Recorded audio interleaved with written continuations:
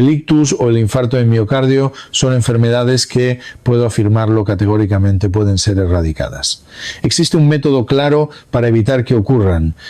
Lograr que nunca en la vida sufran un ictus, aunque eso signifique que los neurólogos y neurocirujanos nos quedemos sin trabajo, ¿no sería acaso el método más deseable para la salud de todos ustedes? Este consejo del que les hablo es el siguiente. Hola, suscriptores de Bienestar y Vida Larga. Soy el profesor Alejandro García, neurólogo del Hospital Universitario de Madrid y autor del libro Antes de que el cerebro se detenga. La hemorragia cerebral es más peligrosa. La tasa de mortalidad del infarto cerebral isquémico es de alrededor del 5%. Sin embargo, la de la hemorragia cerebral es de aproximadamente el 40%.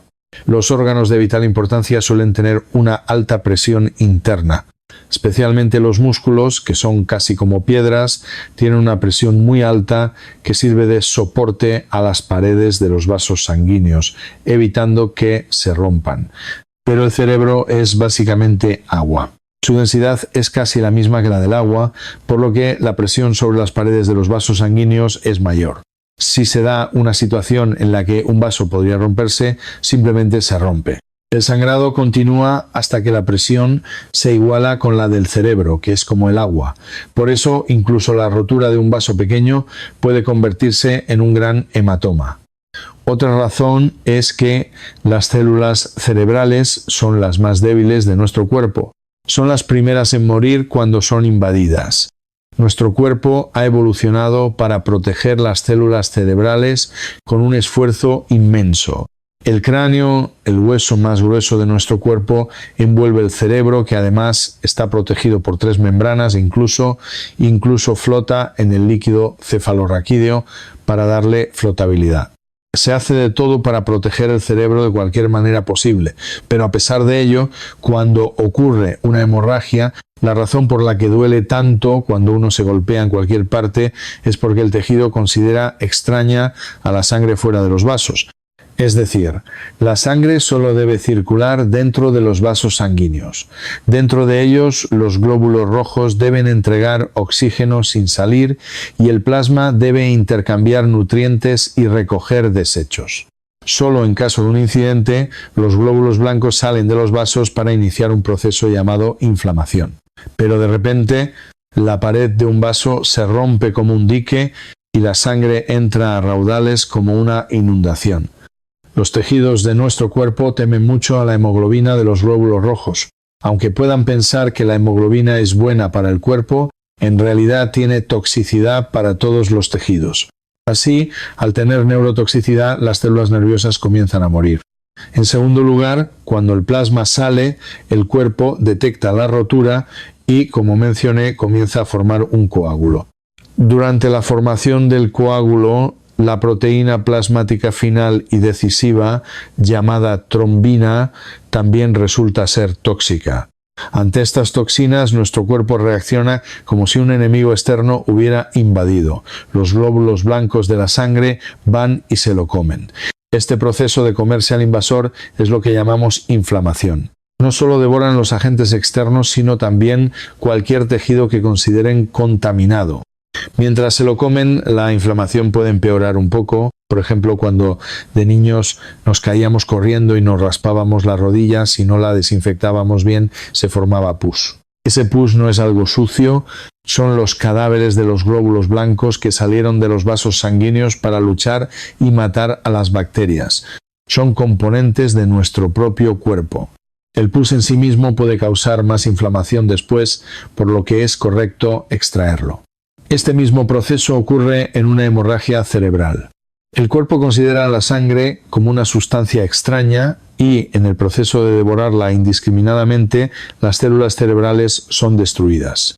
La presión física de la sangre expandiéndose, el daño químico de los componentes sanguíneos y la respuesta inflamatoria excesiva del cuerpo para protegerse. Todo esto agrava el daño. Algo que probablemente no hayan oído a menudo es que la razón por la que una apendicitis aguda debe operarse rápidamente, ya sea por laparotomía o laparoscopia, es porque si el apéndice se rompe, la cavidad abdominal se contamina y el paciente puede morir.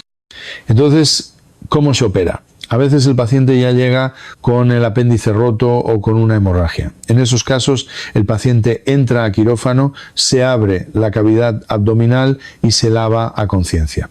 Como la sangre misma causa una gran inflamación, es crucial eliminarla. Luego se sutura rápidamente la zona rota y se repone la sangre perdida con una transfusión. Son procesos muy físicos, se rompió, así que se repara, se limpia y se rellena. Pero esto no se puede hacer en el cerebro.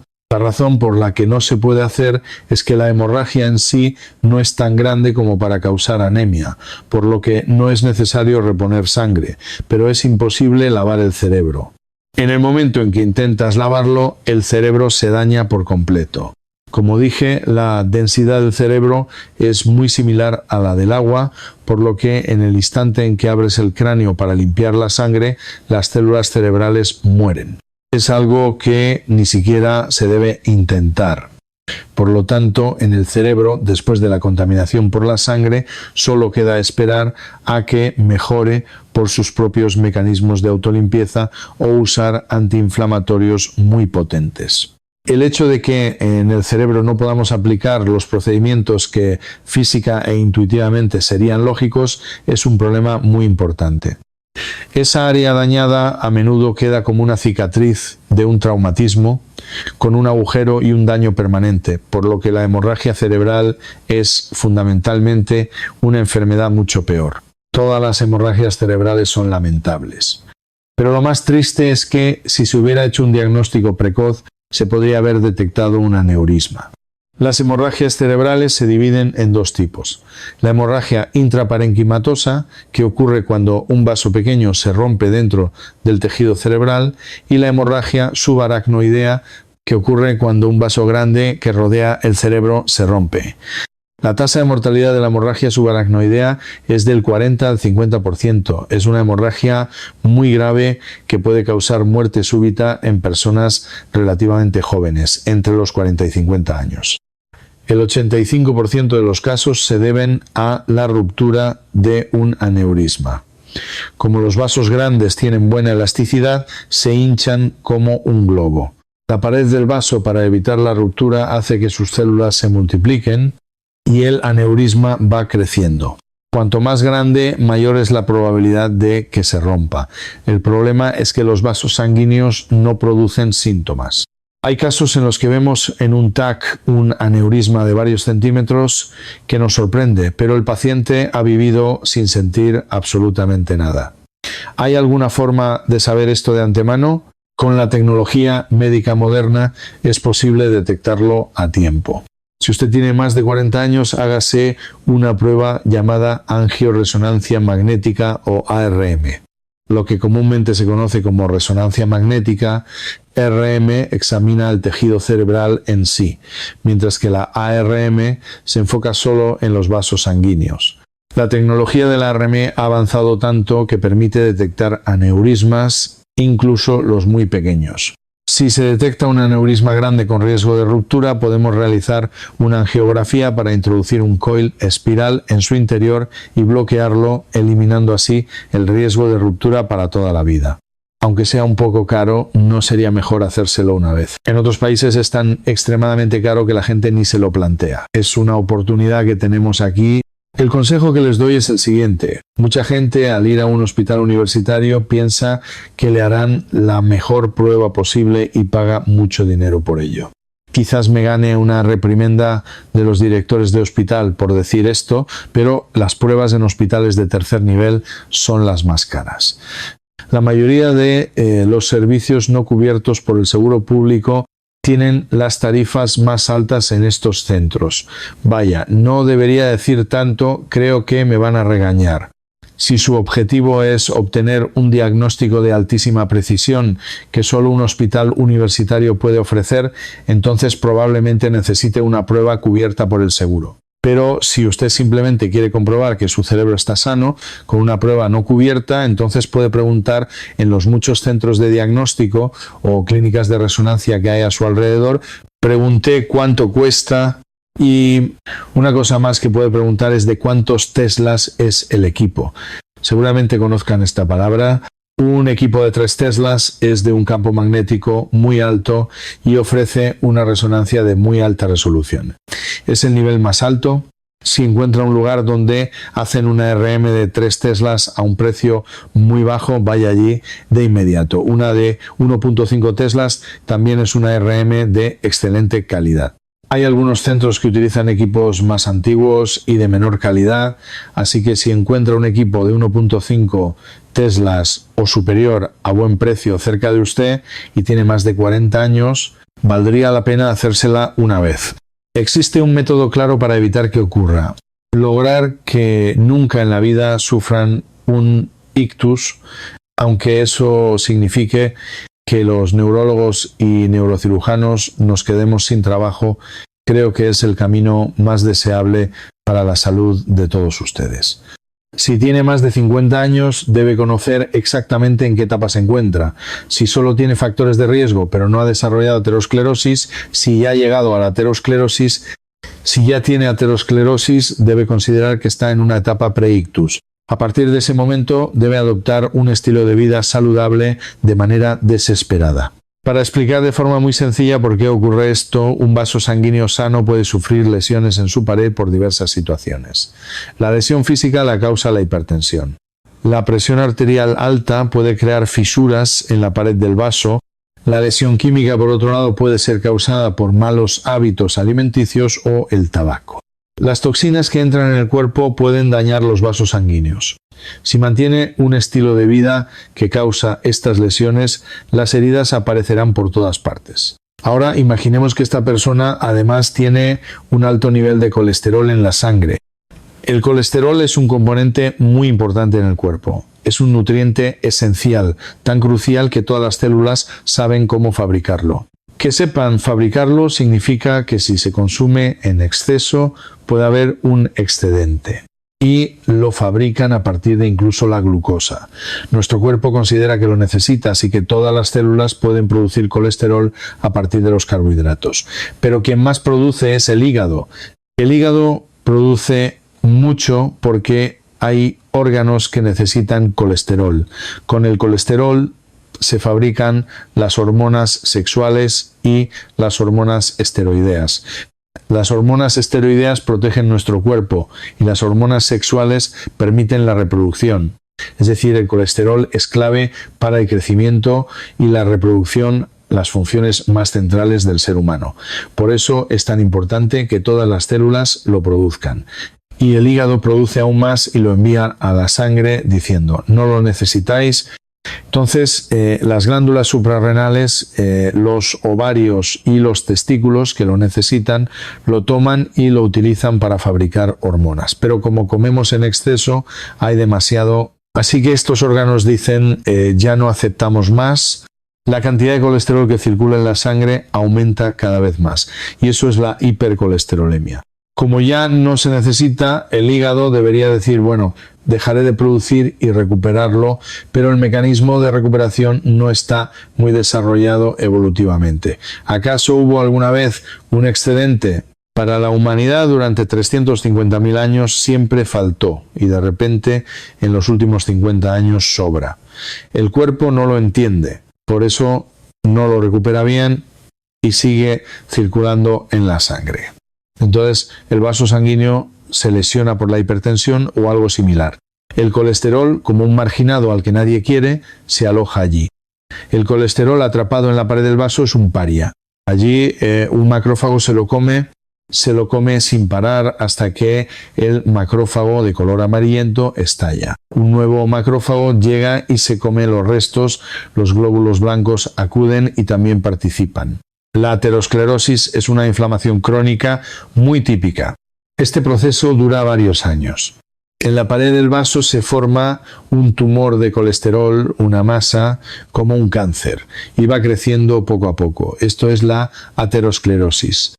El desarrollo de esta placa de ateroma en personas muy graves puede tardar 2 o 3 años, pero generalmente crece lentamente a lo largo de 5 a 10 años y no se siente absolutamente nada.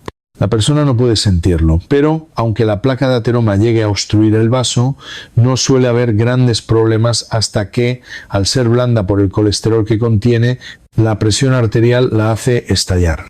Si estalla hacia el interior, la masa sucia de colesterol se derrama en el torrente sanguíneo, las plaquetas lo ven y, confundiéndolo con una hemorragia, comienzan a formar un coágulo.